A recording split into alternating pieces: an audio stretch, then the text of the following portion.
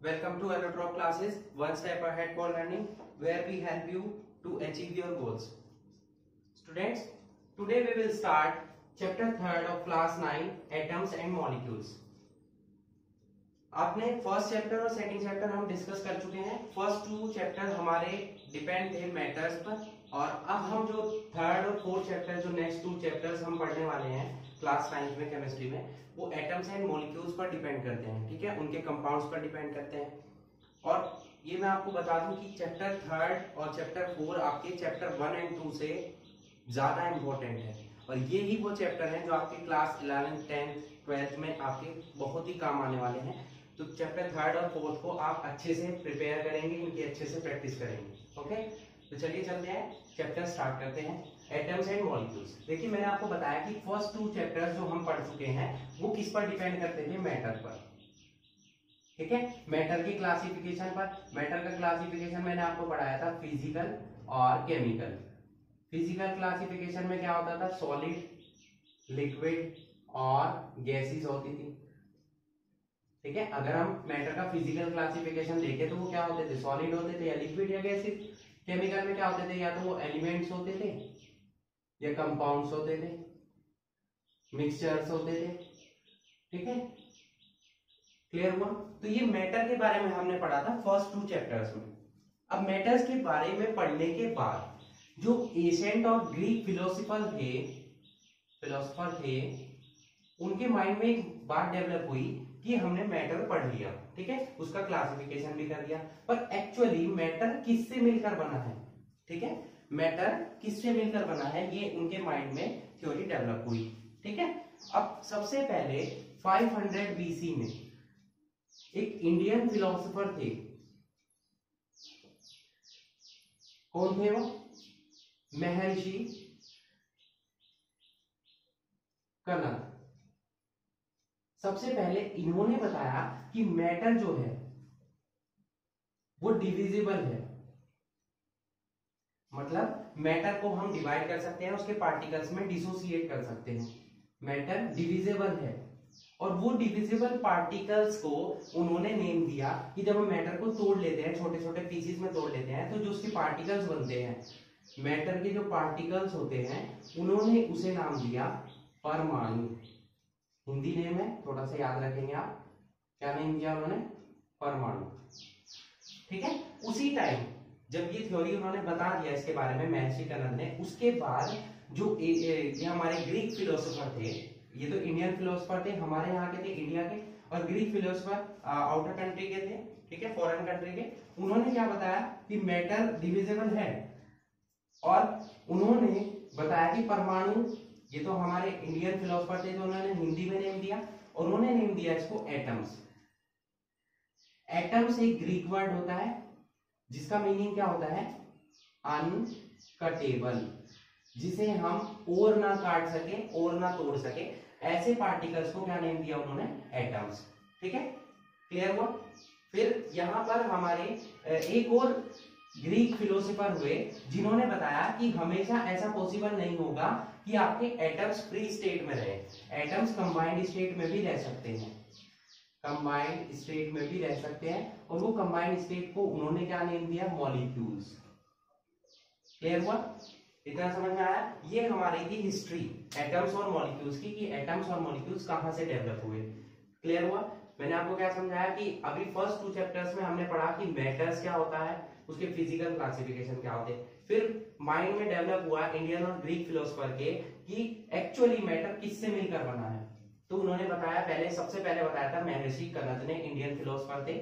उन्होंने बताया कि मैटर डिविजिबल है, मतलब उसे हम तोड़ सकते हैं उसके छोटे छोटे पार्टिकल्स में, और वो पार्टिकल्स को उन्होंने नेम क्या दिया? परमाणु. इसी के बेसिस पर जो ग्रीक फिलोसोफर थे उन्होंने इसे नेम दिया एटम्स, क्योंकि एटम्स का ग्रीक मीनिंग होता है अनकटेबल, जिसे आप और ना काट सके और ना तोड़ सके, अनकटेबल. फिर एक और ग्रीक फिलोसोफर हुए, ठीक है, कात्यायन. ठीक है, क्या नाम था उनका? कात्यायन.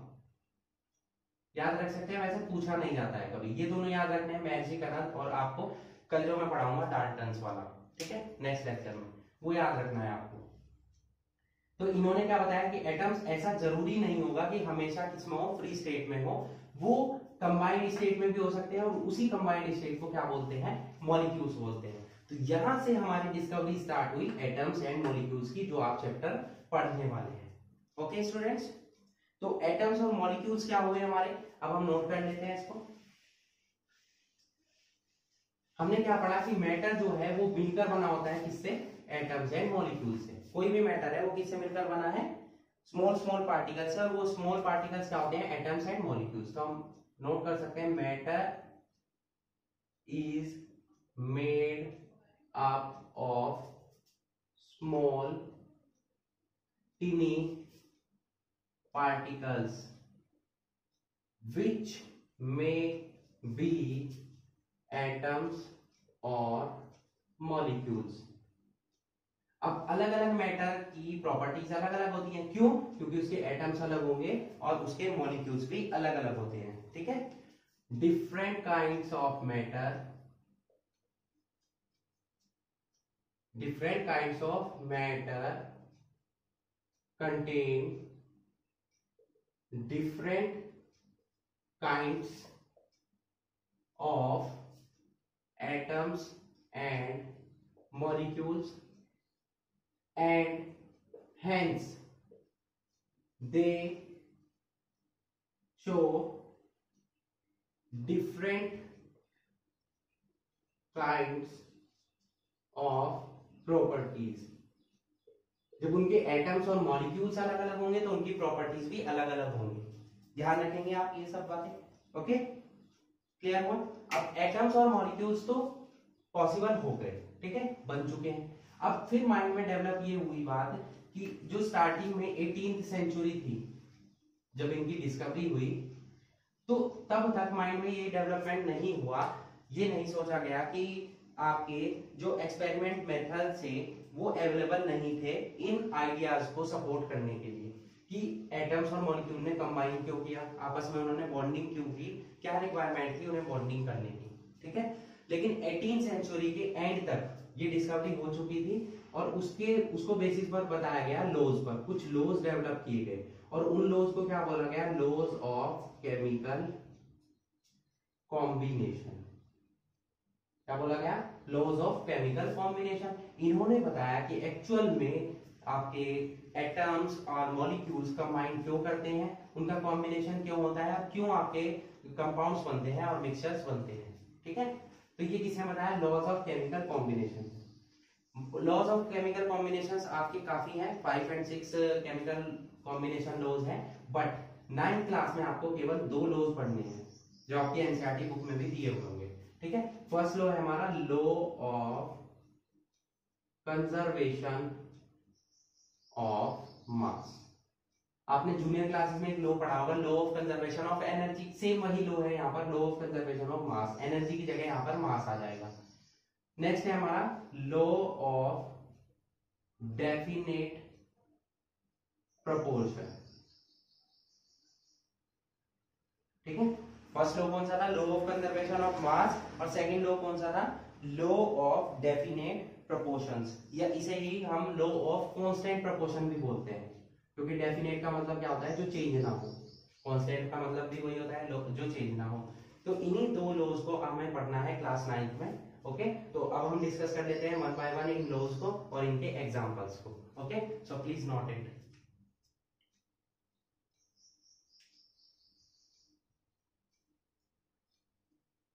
हो गया नोट। नेक्स्ट चलते हैं हम इन पर, लॉज पर।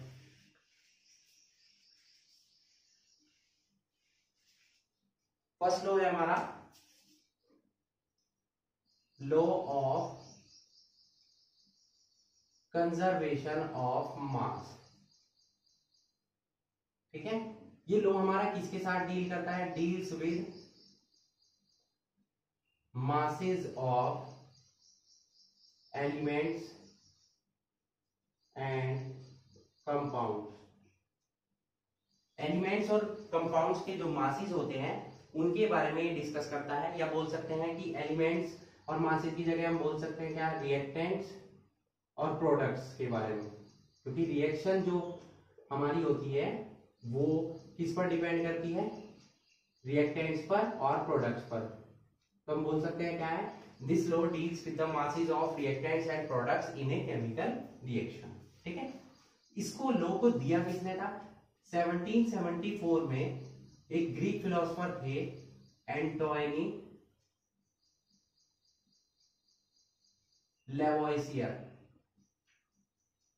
थोड़ी लैंग्वेज टिपिकल है, आप याद रखेंगे, स्पेलिंग्स याद कर लेंगे इनकी।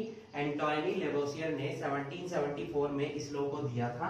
उन्होंने क्या बताया था कि लॉ क्या है, ये लॉ में क्या बताता है? आपने पढ़ा है law of conservation of energy. उसका मतलब क्या होता है? कंजर्वेशन मतलब कंजर्व करके रखना, चेंज ना होना। ठीक है, मतलब एनर्जी को ना तो आपने पढ़ा है law of conservation of energy में, एनर्जी को हम ना तो डेवलप कर सकते हैं और ना ही उसे डिस्ट्रॉय कर सकते हैं, केवल एक फॉर्म से दूसरी फॉर्म में कन्वर्ट कर सकते हैं। वही सेम प्रोसेस है इस लॉ में, law of conservation of mass में। इसकी डेफिनेशन क्या हो जाएगी? Mass can neither be created nor destroyed. Mass को ना तो आप क्रिएट कर सकते हैं ना ही डिस्ट्रॉय कर सकते हैं किसी भी केमिकल रिएक्शन में, इन ए केमिकल रिएक्शन। या तो फर्स्ट डेफिनेशन आप ये नोट करेंगे, मास can neither be created nor destroyed in a chemical reaction. या इसी की सेकंड डेफिनेशन हम नोट कर सकते हैं, in a chemical reaction, in a chemical reaction mass of reactants is always equals to mass of products। हमेशा किसी भी केमिकल रिएक्शन में रिएक्टेंट्स का जितना मास होगा उतना ही प्रोडक्ट का भी मास होगा। फॉर एग्जाम्पल, हम एग्जाम्पल यहां ले लेते हैं, एक रिएक्शन में यहां नोट कर रहा हूं CaCO3, इसको हम हीट अप करते हैं, CaO प्लस CO2 बनता है। ध्यान देंगे जरा यहाँ पर, ये हीट अप का ये जो साइन दिखाई दे रहा है इसे क्या बोलते हैं? हीट, एनर्जी देना। तो अगर कहीं आप हीट नहीं नोट कर रहे हैं तो ये साइन बना देंगे, इसको साइन को हम क्या बोलते हैं? डेल्टा। मैथ्स में भी आएगा ये। ठीक है, क्या साइन है? डेल्टा। ये हीट को डिनोट करता है, किसे डिनोट करता है? हीट को। कैल्शियम, ये हमारा क्या है? कैल्शियम कार्बोनेट, एक कंपाउंड होता है कैल्शियम कार्बोनेट, सबने देखा हुआ होगा, मार्बल देखा है ना सभी ने? ठीक है, घर पे भी लगा हुआ होगा आपके कुछ बच्चों के, या सबके भी हो सकता है। कैल्शियम कार्बोनेट CaCO3, इसी को बोलते हैं मार्बल। फॉर्मूला क्या होता है? CaCO3। इसे जब हम हीट करते हैं तो कैल्शियम ऑक्साइड बनता है। ये हमारा क्या है? Calcium oxide. ये क्या होता है? चूना सुना होगा आपने, पेंट के लिए जो यूज होता है चूना, उसे बोलते हैं कैल्शियम ऑक्साइड। और ये कार्बन डाइऑक्साइड है। तो जब हमने कैल्शियम कार्बोनेट को हीट किया तो हमारे दो कंपाउंड्स बने, CaO और CO2। ये केमिकल रिएक्शन होगी। मान लो हमने 100 ग्राम कैल्शियम कार्बोनेट को हीट किया और हमारा अप्रोक्सीमेट 56 ग्राम तो कैल्शियम कार्बोनेट बन गया और 44 ग्राम क्या बन गया? हमारा कार्बन डाइऑक्साइड। अब देखिए यहाँ पर कैसे प्रूफ होगा कि ये जो आप रिएक्शन नोट कर रहे हैं ये इस रूल को फॉलो कर रहे हैं, लॉ ऑफ कंजर्वेशन ऑफ मास को। कैसे प्रूफ होगा? कैसे प्रूफ हो सकता है? मास ऑफ रिएक्टेंट्स हमेशा किसके इक्वल होना चाहिए? मास ऑफ प्रोडक्ट्स के। मास ऑफ रिएक्टेंट्स क्या है हमारा? ओके, मास ऑफ रिएक्टेंट्स कितना है हमारा? बताइए, मास ऑफ रिएक्टेंट क्या है हमारा? 100 ग्राम, क्योंकि एक ही रिएक्टेंट है। अगर बहुत सारे रिएक्टेंट होंगे तो सभी का हम क्या कर लेंगे? सम कर लेंगे। तो मास ऑफ रिएक्टेंट कितना हो गया? 100 ग्राम। और मास ऑफ प्रोडक्ट्स कितना हो गया? 56 ग्राम प्लस 44 ग्राम, ओवरऑल कितना हो जाएगा? 100 ग्राम। यहाँ आप देख सकते हैं कि मास ऑफ रिएक्टेंट पूरा किसके इक्वल हो गया? मास ऑफ प्रोडक्ट के, क्योंकि दोनों का मास ही हमारे क्या हो गए? इक्वल हो गए एक दूसरे के। तो हम क्या बोल सकते हैं? Mass of reactants is equal to mass of products, है ना? दोनों इक्वल हो गए। मास ऑफ रिएक्टेंट किसके इक्वल हो गया? मास ऑफ प्रोडक्ट के। इसका मतलब क्या हुआ कि ये जो आपको वैल्यूज दी गई हैं ये किसे फॉलो करती हैं? लॉ ऑफ कंजर्वेशन ऑफ मास को। तो hence the given values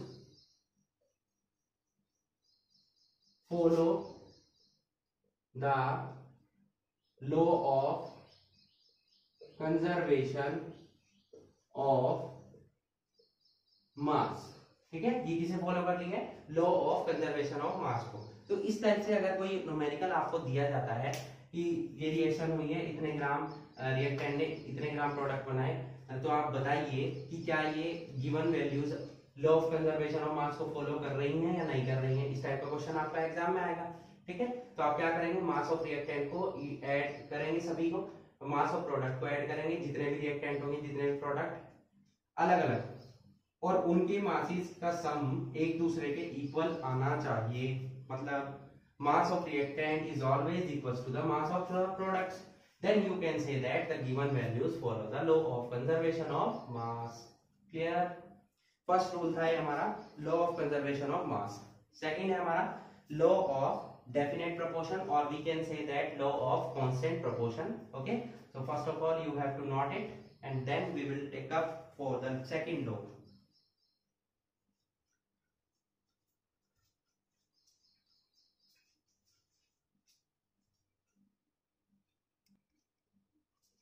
okay, note it. Next चलते हैं सेकंड लॉ पर, लॉ ऑफ डेफिनेट प्रोपोर्शन और law of constant proportion. Second law है हमारा लॉ ऑफ डेफिनेट प्रोपोर्शन। ठीक है, सेकंड लॉ हमारा है लॉ ऑफ डेफिनेट प्रोपोर्शन, या बोल सकते हैं लॉ ऑफ कांस्टेंट प्रोपोर्शन, दोनों नेम इसी के ही है। ये लॉ किसके बारे में बताता है? This law deals with composition of elements in A given compound. कोई कंपाउंड में कौन कौन से एलिमेंट प्रेजेंट है और उन एलिमेंट्स की कंपोजिशन क्या है, मतलब क्या उनका रेशो है, क्या उनकी परसेंटेज है, ये हमें बताता है सेकंड लॉ। ठीक है, this law is given by J.L. Proust in 1799। Okay, उन्होंने क्या बताया कि डेफिनेट प्रोपोर्शन का मतलब क्या होगा कि प्रोपोर्शन सेम होना चाहिए, डेफिनेट फिक्स होना चाहिए, रेशो फिक्स होना चाहिए। उन्होंने ये बताया कि कोई भी केमिकल कंपाउंड है वो जिन जिन एलिमेंट से मिलकर बना होता है हमेशा उन्हीं एलिमेंट से मिलकर बनेगा और उनका प्रोपोर्शन हमेशा फिक्स होगा। ठीक है, तो उन्होंने क्या बताया, ए केमिकल कंपाउंड, डेफिनेशन क्या हो जाएगी इस लॉ की, a chemical compound is always formed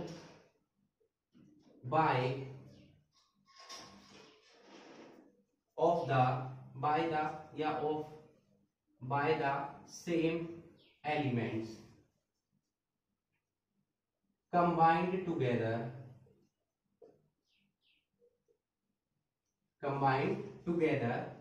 in same fixed proportion by mass. ठीक है, मास के बेसिस पर ही होगा ये लॉ भी। केमिकल कंपाउंड जब भी कोई बनता है वो हमेशा सेम एलिमेंट से बनता है, जब वो एलिमेंट्स आपस में कंबाइन होते हैं इन ए फिक्स्ड प्रोपोर्शन, हमेशा उनका मास फिक्स रहता है। ठीक है, ये बोला है किसने, लॉ ऑफ डेफिनेट प्रोपोर्शन ने, which is given by J.L. Proust। Example के थ्रू समझ लेते हैं। सपोज हम कार्बन डाइऑक्साइड का फॉर्मेशन कर रहे हैं, यहां पर कार्बन डाइऑक्साइड गैस जो है वो मल्टीपल मेथड्स के थ्रू बनाई जा सकती है। फॉर एग्जांपल, कार्बन डाइऑक्साइड जब हम कोक पर यानी कि कोयले पर ऑक्सीजन प्रोवाइड करते हैं तब भी हमारी कार्बन डाइऑक्साइड गैस बनती है। सेकंड, अभी मैंने एक एग्जांपल लिखवाया था, कैल्शियम कार्बोनेट को जब आप हीट करते हैं तो उसमें भी कार्बन डाइऑक्साइड गैस बनती है। और भी बहुत सारे मेथड्स हैं, जैसे कि हम अगर बेकिंग सोडा इसको हीटअप करते हैं, सोडियम बाइकार्बोनेट इसका नेम है, और घर में आप देखते हैं जो बेकिंग सोडा हम यूज करते हैं खाने का सोडा, उसका फॉर्मूला है। तो इसको अगर आप हीटअप करते हैं तो यहाँ पर भी कार्बन डाइऑक्साइड गैस बनती है। तो बहुत सारे मेथड्स होंगे कार्बन डाइऑक्साइड गैस को बनाने के। तो कार्बन डाइऑक्साइड गैस जितने भी मेथड से बने उनमें मास का रेशो हमेशा 3:8 ही रहेगा। ठीक है, कैसे, देखिए कार्बन का एटॉमिक मास कितना होता है, 12, पढ़ाया हुआ है आपको। कार्बन का एटॉमिक मास कितना होता है, 12। ऑक्सीजन का कितना होता है, 16, और कार्बन डाइऑक्साइड में ऑक्सीजन है कितनी हमारे पास, 2, तो कितना हो जाएगा 16 × 2, कितना आ जाएगा 12:32। अगर इसको हम 4 से डिवाइड करें तो 4 3 जा 12, 4 8 जा 32, तो रेशो कितना आ जाएगा 3:8। अब कार्बन डाइऑक्साइड गैस चाहे किसी भी मेथड से आप बनाएंगे उसका फॉर्मूला क्या रहेगा CO2 और मास का फिक्स्ड प्रोपोर्शन क्या रहेगा 3:8। सिमिलरली वाटर चाहे किसी भी मेथड से आप बनाए हमेशा 1:8 ही रहेगा, क्योंकि हाइड्रोजन का 1 होता है, 2 हाइड्रोजन है तो 2 हो जाएगा, इसका 16 हो जाएगा, तो कितना आ जाएगा 1:8। तो वाटर चाहे किसी भी मेथड से फॉर्म हो, चाहे इलेक्ट्रोलिसिस मेथड हो या और किसी मेथड हो, तो वहां पर रेशो हमेशा फिक्स ही रहेगा। तो इस लॉ ने यही बताया कि चाहे आपका कंपाउंड किसी भी मेथड से बने उसमें एलिमेंट्स हमेशा सेम रहेंगे। भाई कार्बन डाइऑक्साइड है तो उसके कार्बन और ऑक्सीजन से बनेगा। अगर मैं रेशो चेंज कर दूं कार्बन और ऑक्सीजन का, यहां पर मैं ले लेता हूं 12:16 यानी कि 3:4, तो कार्बन मोनोऑक्साइड बनेगी। ये कौन सी गैस होती है? Carbon monoxide. Carbon dioxide gas नहीं बनेगी। रेशो चेंज हुआ, कंपाउंड चेंज हो गया। रेशो फिक्स रहना चाहिए तभी कंपाउंड सेम रहेगा। ये किसने बताया? लॉ ऑफ डेफिनेट प्रोपोर्शन ने, या बोल सकते हैं लॉ ऑफ कांस्टेंट प्रोपोर्शन ने। ठीक है, तो ये दो लॉ थे जो आपको पढ़ने थे लॉ ऑफ केमिकल कॉम्बिनेशन के अंडर में, law of conservation of mass and law of definite proportion. आगे भी और मेथड्स है और लॉज है, वो आप सीनियर क्लासेस में पढ़ेंगे। ओके, आई होप आपको दोनों लॉज अच्छे से समझ में आ चुके होंगे। नेक्स्ट लेक्चर में हम डिस्कस करेंगे next important theory which is Dalton's atomic theory. Okay, so that's it for today. Hope you enjoyed the video and thanks for watching.